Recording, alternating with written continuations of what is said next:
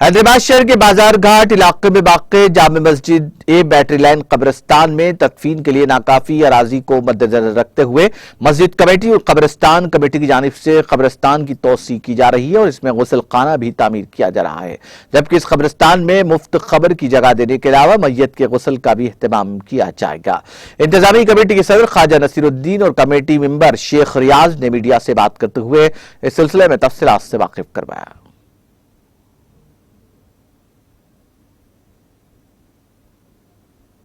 السلام علیکم ورحمۃ اللہ وبرکاتہ۔ میں خواجہ نصیر الدین قادری جامع مسجد بیٹری لائن کا انتظامی کمیٹی کا صدر آپ سے مخاطب ہوں۔ آج ہماری مسجد کے ماتحت ایک قدیم قبرستان ہے، جس میں گزشتہ 1.5 سال پہلے بھی ہم نے انتظامیہ کی طرف سے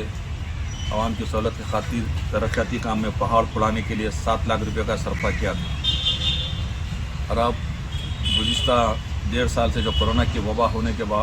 کی وجہ سے قبرستان تنگ دامنی کا شکوہ کر رہا ہے، لہذا اب عوام کی جانب سے کافی اصرار ہونے کے اوپر انتظامی کمیٹی